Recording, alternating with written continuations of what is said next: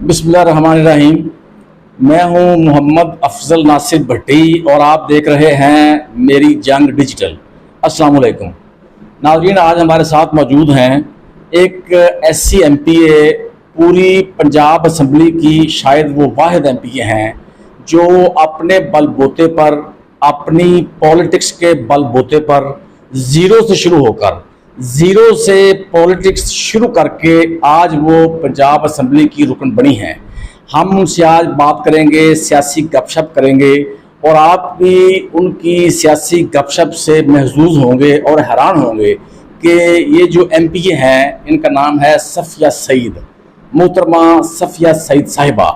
ये ना कोई जागीरदार हैं, ना किसी बड़े ब्यूरोक्रेट की बहन हैं, ना बेटी, ना वाइफ हैं, ना किसी बड़े सियासी ख़ानदान से इनका ताल्लुक़ है।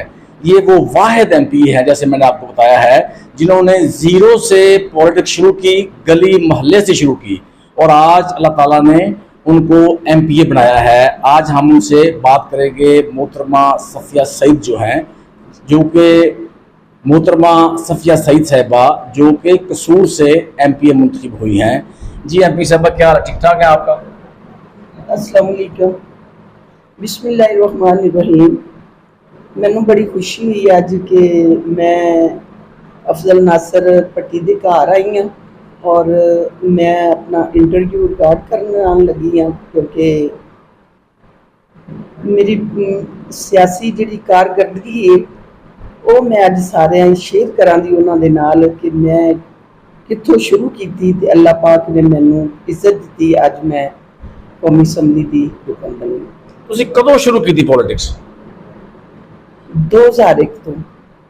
ਕਿਵੇਂ, ਮਤਲਬ ਕਿ ਤੁਹਾਡੇ ਦਿਲ 'ਚ ਖਿਆਲ ਹੈ, ਤੁਸੀਂ ਤੁਹਾਡਾ ਆਮ ਘਰ ਸੀ, ਆਮ ਖਾਨਦਾਨ, ਆਮ ਗਲੀ, ਆਮ ਮਹੱਲਾ, ਸ਼ਾਦੀशुदा ਸੀ, ਤੁਸੀਂ ਛੋਟੇ ਛੋਟੇ ਬੱਚੇ ਸੀ, ਤੁਹਾਡੇ ਦਿਲ 'ਚ ਕਿਵੇਂ ਇਹ ਗੱਲ ਆਈ ਕਿ ਮੈਂ ਪੋਲਿਟਿਕਸ ਕਰਨੀ ਹੈ ਜਾਂ ਮੈਂ ਬਾਹਰ ਨਿਕਲਣਾ ਕਰੂੰ ਜਾ ਕੇ ਲੋਕਾਂ ਦੇ ਕੰਮ ਕਰਾਣੇ ਨੇ? ਅਸਲ ਵਿੱਚ ਨਾ ਮੈਨੂੰ ਨਾ ਸ਼ੁਰੂ ਤੋਂ ਮੇਰਾ ਸਕੂਲ ਲਾਈਫ ਦੇ ਦੌਰ ਵਿੱਚ ਨਾ ਮੈਨੂੰ ਬੜਾ ਸ਼ੌਕ ਸੀ कि मैं लोगों के काम आवां, लोगों के काम करा, क्योंकि मैं जो स्कूल पढ़ती सा ना, मैं स्कूल दे विच भी कोशिश करती सा कि किसी लड़की का कोई काम होवे ते मेरे कोल होवे और मैं करवावां। मैनू शौक सी। मेरी शादी हो गई, शादी तो बाद 6-7 साल तक मैं बिल्कुल एक घरेलू औरत ही रही। उस तो बाद मेरे जिहड़े मियाँ सन उन्होंने महसूस किया कि एक ना सोशल काम करना चाहती है। अच्छा।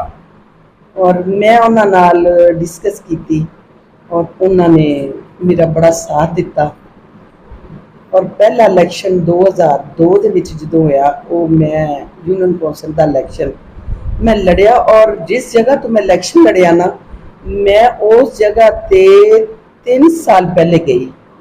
अच्छा। 3 साल पहले जिस जगह ते मेरी शादी हुई उत्थे तो मेरे ससुराल रहंदे सन, लेकिन जिथे मैं जाके इलैक्शन लड़िया मैंने 3 साल हो गए। किहड़ी जगह इलैक्शन लड़िया? जे तुहाडे रिहायश उत्थे इलैक्शन नहीं लड़िया? नहीं, मैं कोट रुकनदीन यूनियन कौंसल 11 तो इलैक्शन लड़िया सी और मेरा जिहड़ा असल जगह सी ना वो ही सी यूनियन कौंसल 3 सी जिथे मेरी पहले रिहायश। अच्छा, ये गल तुसीं मैनूं दसो, जो तुसीं पॉलिटिक्स का आगाज किया, आपके हसबैंड नाल गल की, वो तुहाडे बच्चे किन्ने सी? उदों मेरे माशाअल्लाह बच्चे सन 3 सन जी। अच्छा, छोटे छोटे होंगे? छोटे बच्चे सन और वो स्कूल जाते सन ते मैं रात नूं उन्हां दीयां वर्दियां धोनियां, रात नूं मैं हत्थ दे कपड़े धोंदी सां ते रात नूं उन्हां वास्ते सालन बना के ना मैं फ्रिज च रखना ते मैं सुबह निकल जाना लोगों के काम कराने ते आटा मेरे बच्चों ने चुकना ते ओह होटल दे उत्ते लैके जाना।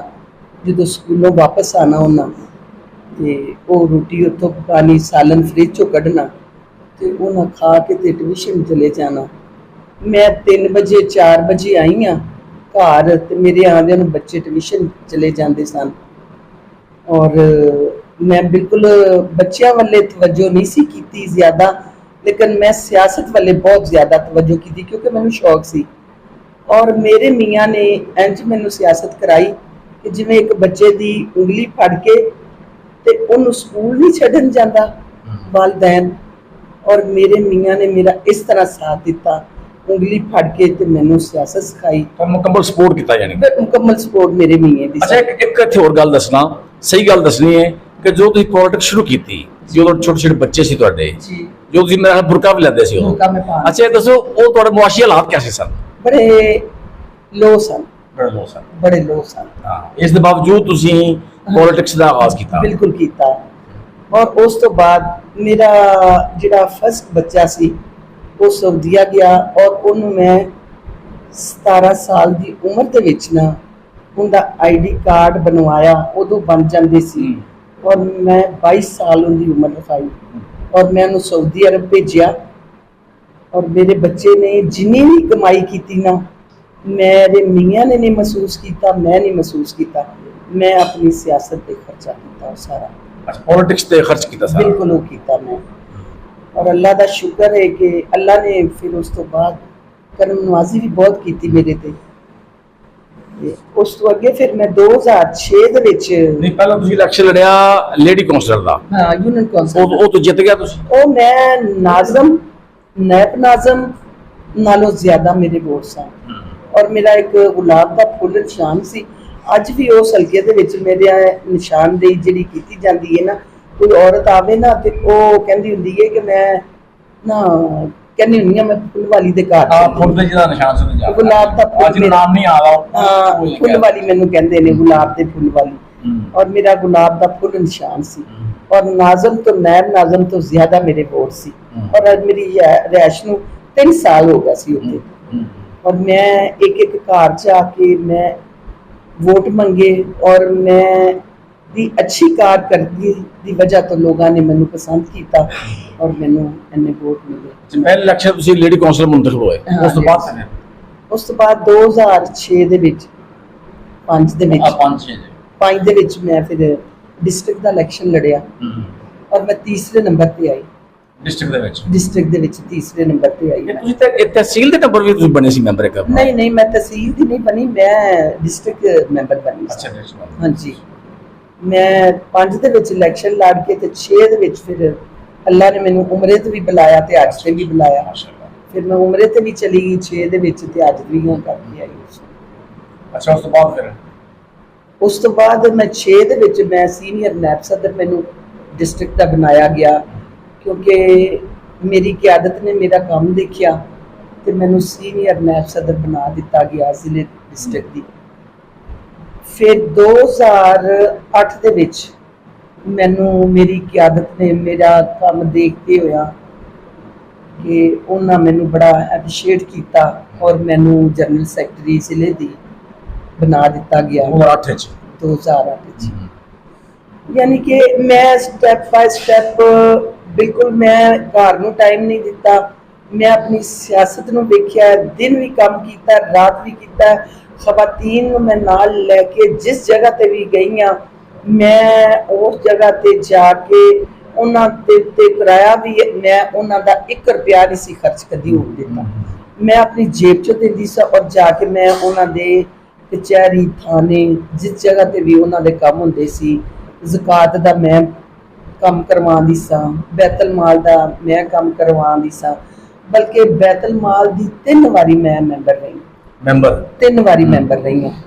ਔਰ ਉਹਦੇ ਵਿੱਚ ਮਾਲੀ ਇਮਦਾਦ, ਸ਼ਾਦੀ ਦਾ ਫੰਡ, ਐਜੂਕੇਸ਼ਨ, ਯਾਨੀ ਕਿ ਗੁਜ਼ਾਰਾ ਲੌਸ, ਮੈਂ ਬਹੁਤ ਲੋਕਾਂ ਨੂੰ ਮੈਂ ਦਵਾਇਆ ਹੈ। ਲੇਕਿਨ ਲੋਕ ਅੱਜ ਵੀ ਮੇਰੀ ਇੱਜ਼ਤ ਕਰਦੇ ਨੇ। ਔਰ ਮੈਂ ਸਮਝਦੀ ਹਾਂ ਕਿ ਤੁਸੀਂ ਅਗਰ ਦੁਨੀਆ ਤੇ ਨੇਕੀ ਦਾ ਕੰਮ ਕੋਈ ਕਰ ਜਾਓਗੇ ਨਾ ਤੇ ਉਹ ਤੁਹਾਡੀ ਦੁਨੀਆ ਤੇ ਵੀ ਜੰਨਤ ਤੇ ਤੁਹਾਡੀ ਆਖਿਰਤ ਵੀ ਜੰਨਤ। ਉਸ ਤੋਂ ਬਾਅਦ 2013 ਦੇ ਵਿੱਚ ਮੈਂ ਆਪਣੇ ਐਮਪੀ ਵਾਸਤੇ ਕਾਗਜ਼ ਜਮ੍ਹਾਂ ਕਰਵਾਏ, ਲੇਕਿਨ ਨਾ ਲਿਸਟ 'ਚ ਆ ਗਿਆ, ਨੂਨ ਲੀਗ ਦੀ ਹਕੂਮਤ ਨਾ ਬਣ ਸਕੀ ਤੇ ਮੇਰਾ ਨਾ ਆ ਸਕਿਆ। ਉਸ ਤੋਂ ਬਾਅਦ ਫਿਰ ਦੁਬਾਰਾ ਸਾਡੀ ਨੂਨ ਲੀਗ ਨੇ ਦੁਬਾਰਾ ਫਿਰ ਕਿਹਾ ਕਿ ਕਾਗਜ਼ ਤੁਸੀਂ ਜਮ੍ਹਾਂ ਕਰਾਓ, ਫਿਰ ਕਰਵਾਏ, ਉਦੋਂ ਵੀ ਨਾ ਆ ਸਕਿਆ। ਫਿਰ ਅੱਲਾ ਦਾ ਸ਼ੁਕਰ ਹੈ ਕਿ ਮੈਂ 2013 ਦੇ ਵਿੱਚ मेरी क्यादत ने मैनू बुलाया इस्लामाबाद वो 13 2013 ਚ इस्लामाबाद बुला के मैनू ਤੇ ਮੈਨੂੰ ਕਹਿਣ ਲੱਗੇ ਕਿ ਆਪਣਾ ਤੁਸੀਂ ਨਾ ਆਈਡੀ ਕਾਰਡ ਦੀ ਕਾਪੀ ਤੇ ਤਸਵੀਰਾਂ ਦਿਓ। ਮੈਂ ਉਹਨਾਂ ਨੂੰ ਪੁੱਛਿਆ ਕਿ ਇਹ ਕੀ ਕਰਨੀਆਂ ਨੇ। ਉਹਨਾਂ ਕਿਹਾ ਤੁਹਾਨੂੰ ਇਹਦੀ ਪੁੱਛਣ ਦੀ ਜ਼ਰੂਰਤ ਨਹੀਂ, हाँ ठीक ਤੁਸੀਂ ਦਿਓ। ਮੈਂ ਉਹਨਾਂ ਨੂੰ ਆਈਡੀ ਕਾਰਡ ਦੀ ਕਾਪੀ ਦਿੱਤੀ, ਤਸਵੀਰਾਂ ਦੋ ਦਿੱਤੀਆਂ ਔਰ ਬਿਲਕੁਲ ਹਫਤੇ ਬਾਅਦ ਨਾ मेरा प्रेसिडेंट का जिले का नोटिफिकेशन आ गया। अच्छा और जो नोटिफिकेशन आया तो मैनू पता चलिया कि मैनू अल्लाह ने इज्जत दी है, मैनू डिस्ट्रिक्ट की प्रेसिडेंट बना दिता गया। अच्छा मुस्लिम लीग नून दी तुसी जिले दी प्रेसिडेंट बन गए 2013 में शोभा खवातीन दी। शोभा खवातीन दी। ते अल्लाह का करम है कि मैं समझनी हाँ कि मैं बड़ी गुनाहगार औरत हाँ ते अल्लाह पाक नू पता नहीं ਕਿਹੜੀ ਮੇਰੀ ਅਦਾ ਪਸੰਦ ਹੈ ਤੇ ਅੱਲਾਹ ਪਾਕ ਨੇ ਮੇਰੇ ਤੇ ਕਰਮ ਕੀਤਾ। ਪਰ ਅੱਲਾਹ ਦਾ ਸ਼ੁਕਰ ਹੈ ਕਿ ਅੱਜ ਜਿਸ ਸਟੇਜ ਤੇ ਮੈਂ ਬੈਠੀ ਹਾਂ ਉਹ ਅੱਲਾਹ ਦਾ ਕਰਮ ਹੈ ਮੇਰੇ ਤੇ ਮੇਰੇ ਕੈਦੀਨ ਜਿਹੜੇ ਨੇ ਉਹਨਾਂ ਦੀ ਸ਼ਫਕਤ ਹੈ। ਅੱਛਾ ਇੱਕ ਗੱਲ ਦੱਸੋ, ਇਹ ਸੱਚੀ ਗੱਲ ਤੁਸੀਂ ਦੱਸਣੀ ਹੈ। ਉਹ ਕਹਿੰਦੇ ਨੇ ਕਿ ਜਿਹੜੀ ਐਮਪੀ ਖਵਾਤੀਨ ਹੁੰਦੀਆਂ ਨੇ ਉਹ ਕੋਈ ਕਹਿੰਦਾ ਮੈਂ 10 ਕਰੋੜ ਦਿੱਤਾ ਹੈ, ਕੋਈ ਕਹਿੰਦਾ ਕੋਈ ਜ਼ਗੀਰਦਾਰ ਦੇ ਵਡੇਰੇ ਦੀ ਧੀ ਸੀ, ਕੋਈ ਕਹਿੰਦਾ ਕਿਸੇ ਚੀਫ ਸੈਕਟਰੀ ਦੀ ਬੇਟੀ ਸੀ। ਤੇ ਤੁਹਾਡਾ ਕਿਵੇਂ ਨਾਮ ਆ ਗਿਆ ਗਲੀ ਮੁਹੱਲੇ ਦੀ ਪੋਲਿਟਿਕਸ ਕਰਦਿਆਂ ਇੱਕ ਆਮ ਸ਼ਹਿਰ, ਆਮ ਗਲੀ, ਆਮ ਮਹੱਲਾ, ਆਮ ਖਾਨਦਾਨ, ਆਮ ਖਾਤੂਨ, ਇਹ ਨਾਮ ਤੁਹਾਡਾ ਕਿਵੇਂ ਆ ਗਿਆ? ਮੇਰੀ ਕਿਆਦਤ ਮੇਰੇ ਕੈਦ ਮੀਆਂ ਮੁਹੰਮਦ ਨਵਾਜ਼ ਸ਼ਰੀਫ ਉਹ ਬਿਲਕੁਲ ਇਹਨਾਂ ਚੀਜ਼ਾਂ ਵੱਲੇ ਬੜੀ ਤਵੱਜੋ ਸੀ ਉਹਨਾਂ ਦੀ, ਖਾਸ ਤੌਰ ਤੇ कि कसूर मुस्लिम लीग नून का गढ़ है और बिल्कुल मियाँ साहब का हमसाया शहर। और मैं 2001 तो लैके 2024 आ गया और मैं फलाई काम बहुत किए। और जो मैं एक काम करती सा लोगों के तो मेरे कायद तक मेरी खबर जरूर पहुँचती सी कि साड़ी वर्कर फला जगह ते बैठ के मुस्लिम लीग नून का झंडा चुक के तो दफ्तर च जाके खवातीन दे मर्दां दे काम करा दिए। अल्लाह पाक ने मैनू इज्जत दी। पहले अल्लाह का करम होया, बाद मेरे कायद का करम होया और मैं अज MP और इस। अच्छा एक होर नाज़रीन नूं दसो कि ਜਿਹੜੇ ਨਵੇਂ ਪੋਲਿਟਿਕਸ 'ਚ ਆਉਣ ਵਾਲੇ ਨੇ ਉਹਨਾਂ ਨੂੰ ਦੱਸੋ। ਖਵਾਤੀਨ ਨੂੰ ਆਮ ਤੌਰ 'ਤੇ ਕਿਹਾ ਜਾਂਦਾ ਹੈ ਜੀ ਪੋਲਿਟਿਕਸ 'ਚ ਗੰਦ ਬੜਾ ਹੈ, ਪੋਲਿਟਿਕਸ 'ਚ ਸਿਫਾਰਿਸ਼ ਬੜੀ ਚੱਲਦੀ ਹੈ, ਪੋਲਿਟਿਕਸ 'ਚ ਆਮ ਜੋ ਸ਼ਰੀਫ ਘਰਾਣੇ ਦੀਆਂ ਖਵਾਤੀਨ ਨਹੀਂ ਆ ਸਕਦੀਆਂ। ਇਹ ਤੁਹਾਡਾ ਕੀ ਖਿਆਲ ਹੈ? ਤੁਸੀਂ ਉਹਨਾਂ ਨੂੰ ਕੀ ਪੈਗਾਮ ਦੇਣਾ ਚਾਹੋਗੇ? ਪਹਿਲੀ ਗੱਲ ਤਾਂ ਇਹ ਆ ਕਿ ਮੈਂ ਜਦੋਂ ਅੱਲਾਹ ਦਾ ਕਰਮ ਹੈ ਮੇਰੇ ਤੇ, ਮੈਂ 1 ਰੁਪਿਆ ਨਹੀਂ ਕਿਸੇ ਨੂੰ ਦਿੱਤਾ। मैं अपनी मेहनत से मैं अल्लाह का करम है कि मैं MP बनी हूँ। ना मेरी कोई सिफारिश सी, ना मेरे को इन्ना पैसा ही सी कि मैं पैसा दे के MP बन गई। तो मैं ये कोई नहीं, लेकिन असम्बली च जाके मैं देखा है बहुत सारिया खवातीन वर्कर खवातीन ने जिहड़ियां आईयां ने, हाँ विच आउंदियां खवातीन जिहड़ियां सिफारशी ने या जो भी ने, लेकिन ज्यादा खवातीन जिहड़ियां ने ना वो वर्कर औरतां आईयां और उन्हां औरतां दे विच ही मेरा नाम शामिल। कोई सिफारिश नहीं कराई? नहीं, कोई पैसा नहीं? मेरी कोई सिफारिश नहीं, ना मेरा कोई पैसा है। सिर्फ मेरे नाल मेरा अल्लाह मैनू वेखदा सी या मेरे कायदीन मैनू वेखदे पैसा। मैं 1 रुपया नहीं दिता, 1 रुपया। और ना मेरी कोई सिफारिश सी, ना मैं कोई अड्डे वड्डे घराने तो मेरा तलक सी, ना मेरा कोई मतलब सियासी घराना सी बहुत वड्डा, क्योंकि मेरे चाचा सौहरा सन सियासी करते सन और वो फौत हो गए। उस तो बाद میں آ گئی اور اللہ کا کرم ہے اس تو بعد میرے بچے نے اور میرا بچہ ہے عاطف سعید ہے وہ انشاءاللہ وہ سیاست کرے گا وہ الیکشن بھی ایم پی اے دا لڑے گا اور یوتھ کا انہاں جنرل سیکرٹری ہے ضلع دا انشاءاللہ اگے میرا بچہ جڑا نا وہ سیاست دے وچ آ کے ایم پی اے دا.